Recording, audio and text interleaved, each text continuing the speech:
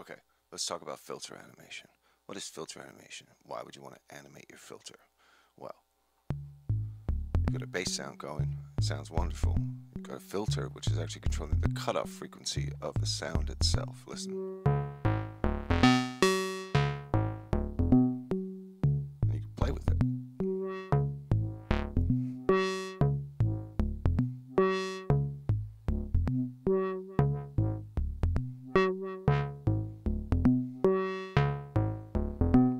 That's fun, right? But eventually you're going to need your hands. You're going to need to do something else other than animate your filter.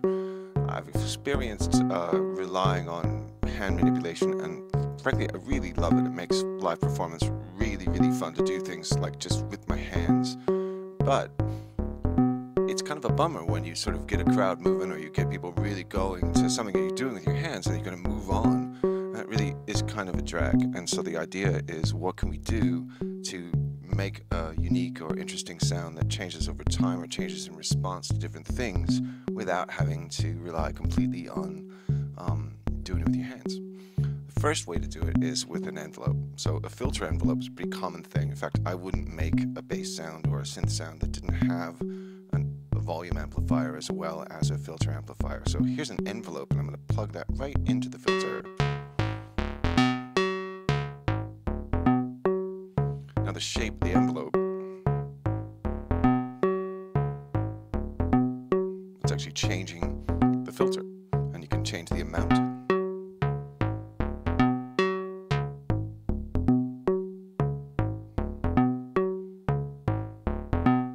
What fun.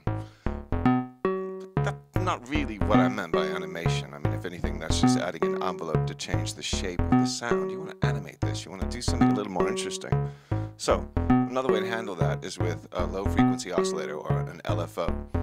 Here's an LFO coming out of Pamela's new workout. Pretty cool. Let's plug that right into here.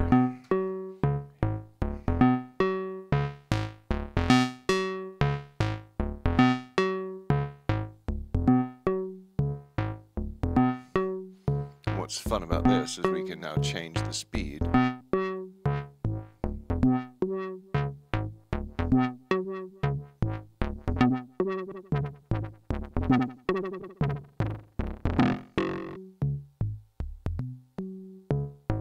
It's starting to get interesting. The idea is that over time things happen and things change, and that makes music more interesting over time. It's certainly better than a quick little loop, although quick little loops are fun too.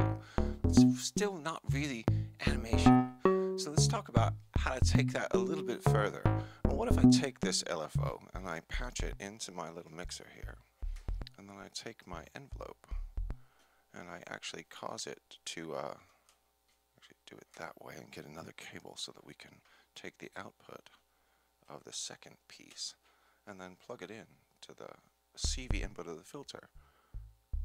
Now it seems like more than one thing is happening at once. First is the envelope itself, and then the second is the amount happening over time by way of the LFO.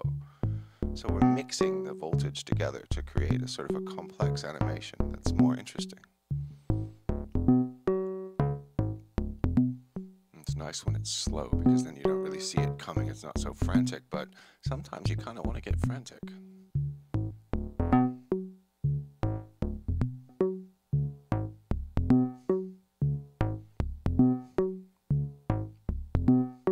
Pretty exciting and pretty derivative, but it's a really lovely look at the basics of filter animation. But I think we can do more. The next thing I want to show you is a little bit unorthodox.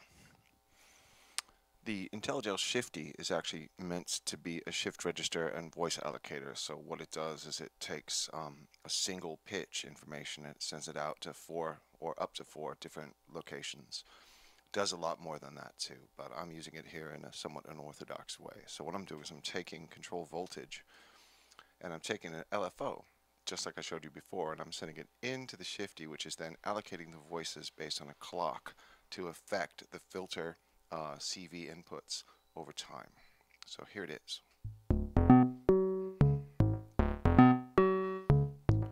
And down here I can change the amount. So how much is it going to do that? It's similar to the way we were using the Quadrat, the mixer up here, but I'm blending it in the filter itself. And just like before, you change the amount of the pitch. It's a random shape, so we can go faster.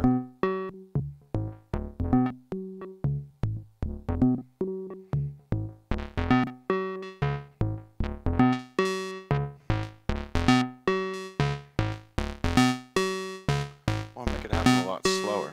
Let's see what happens when you slow it down. Personally, I sort of like that right in the middle.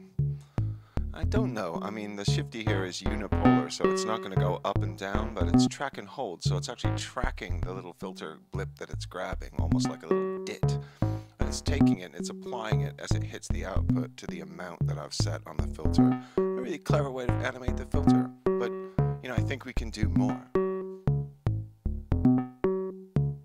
Now I've got a sequential switch.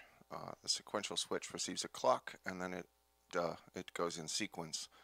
And so basically whatever you put into it is what comes out of it. So here's our bass line again. And the animation now is going to come in sequence from the switch. So this LFO here is going into the switch and it's coming out. When it gets to the point, and the amount with which it affects it is the amount that we've set here, which we can change.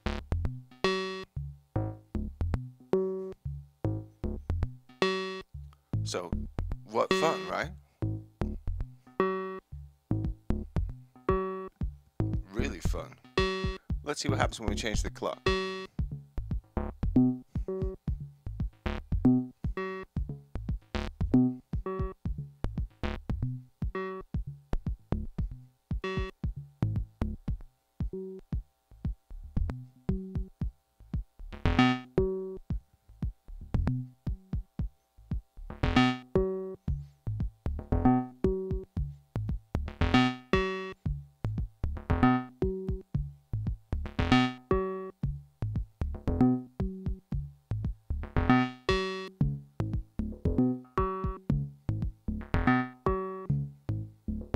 So as you can see, filter animation is a really interesting idea. This is just a rudimentary overview of what the idea even means, but if you could take voltage and apply it to destinations and adjust the amount and get involved with it over time, produce some really interesting results. And I hope you take it further, and I hope you explore and you dig and you enjoy.